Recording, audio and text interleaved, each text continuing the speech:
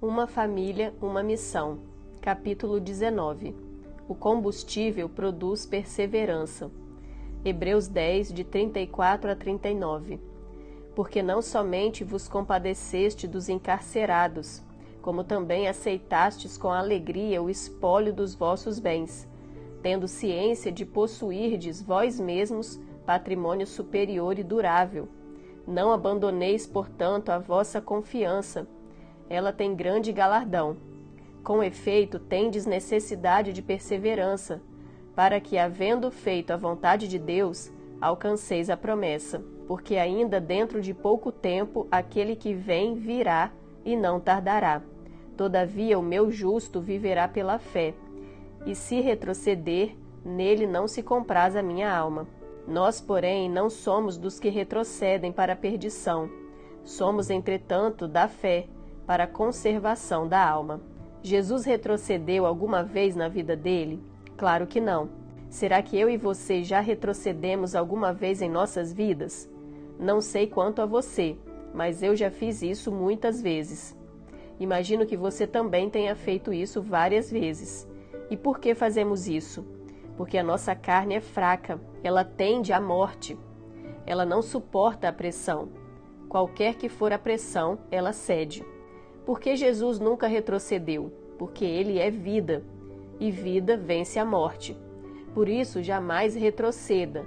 Ao contrário, persevere até o fim. Da mesma forma que a coragem está na divina semente, a perseverança também já está. Só precisa de oportunidade para brotar. E como ela brota? Dentro da carreira proposta. Vamos ver de que maneira isso ocorre. 1 Samuel 30, de 1 a 10. Sucedeu, pois, que, chegando Davi e os seus homens ao terceiro dia a Ziclag, já os amalequitas tinham dado com ímpeto contra o sul e Ziclag, e a esta ferido e queimado. Tinham levado cativas as mulheres que lá se achavam, porém a ninguém mataram, nem pequenos nem grandes, tão somente os levaram consigo e foram seu caminho. Davi e os seus homens vieram à cidade e ei-la queimada, e suas mulheres, seus filhos e suas filhas eram levados cativos.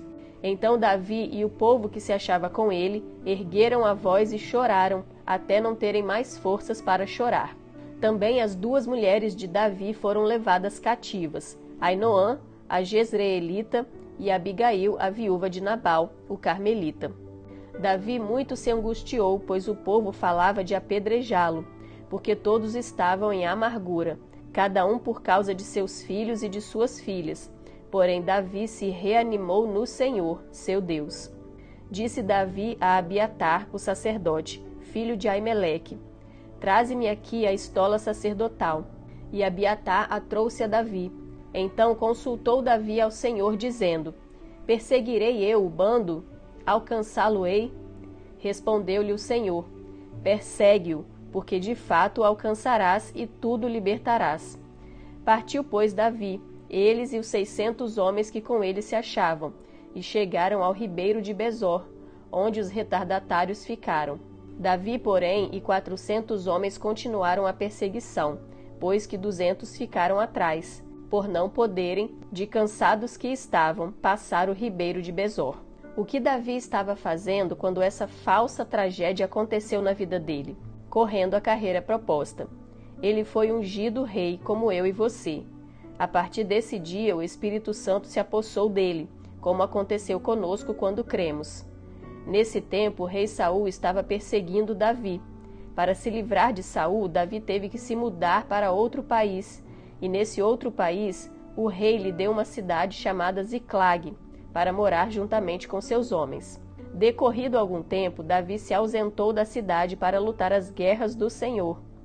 Enquanto isso, os amalequitas atacaram a cidade, colocando fogo nela e levando cativos as mulheres, os filhos e os pais de todos, de Davi e seu exército. Quando Davi voltou para sua cidade, viu que estava tudo destruído. E agora, o que fazer? Desistir de tudo? Ficar contrariado com Deus? Voltar a cuidar de ovelhas como fazia antes? Continuar crendo que Deus o levantara como rei? O que você faria nessa situação? Davi já havia recomeçado algumas vezes na vida. Primeiro vivera como cuidador das ovelhas do pai, até o dia em que Samuel o ungira como rei de Israel. Ali ele começara uma nova vida. Tempos depois, quando matara Golias, começara uma nova vida no reino de Saul. Mais tarde perdera tudo e se tornara um pária na sociedade da época, indo parar na caverna de Adulão, cercado por homens cuja vida estava destruída. Teve que recomeçar outra equipe com esses homens desfigurados pelas intempéries da vida. Quando finalmente formara um exército com esses homens, tivera que mudar de país e recomeçar sua vida.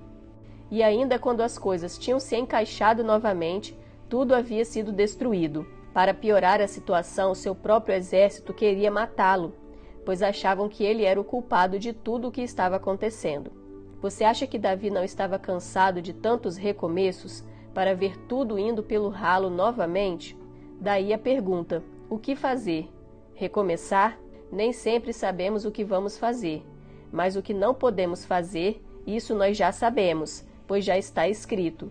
Deus já disse que ele não tem alegria no filho que retrocede. Hebreus 10:38. E por que ele não tem alegria no filho que retrocede? Porque quando eu e você retrocedemos, significa que deixamos de crer nele e no seu poder. Nada pode parar Deus, nada pode deter o seu amor e poder a nós liberados. Quando creio nisso, então isso é fé, e é assim que devemos viver.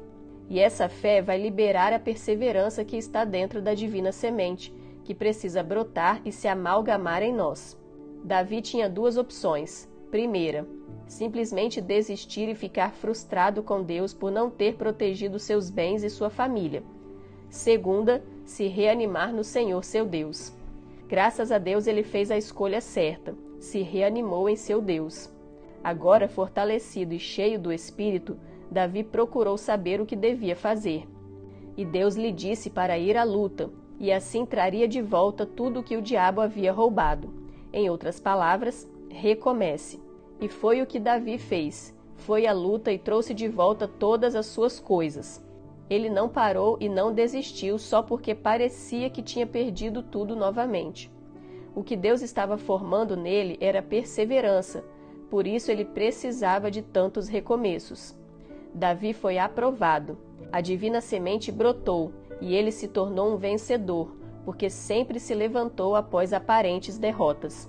Quem estava de fora olhava para ele e tinha pena, porque ele estava sempre recomeçando. Mas o que realmente estava acontecendo é que Deus estava formando nele um homem vencedor. E um vencedor não é alguém que não sofre derrotas, mas alguém que se levanta toda vez que foi derrotado. E sabe o que aconteceu em seguida? 3 dias depois, Davi foi levantado como rei em Judá. Em outras palavras, o que parece derrota para os homens é Deus trabalhando na vida da pessoa. Não há derrota para aquele que entra na carreira proposta firme no Senhor, fluindo sempre a vida de Deus. Esse combustível nos levará, sem sombra de dúvidas, onde Deus quer nos levar, que é ser como Jesus Cristo. Está tendo dificuldades com recomeços? Reanime-se no Senhor. Fique firme na fé e seja perseverante. O dia de ser levantado rei está próximo. Repita essa confissão comigo. Jamais desistirei da carreira proposta, pois o Senhor é comigo. Não importa quantas vezes eu tenha que recomeçar, mas retroceder jamais será uma opção aceitável. Tenho fé que o meu Redentor vive, me protege e jamais me abandonará. Portanto, estarei com ele enfrentando as minhas guerras e experimentando as minhas vitórias. Pergunta: por que devo sempre recomeçar, não importando o que tenha acontecido? Desafio: relacione o que você considera derrota e se disponha a recomeçar novamente para ter vitória nessa área.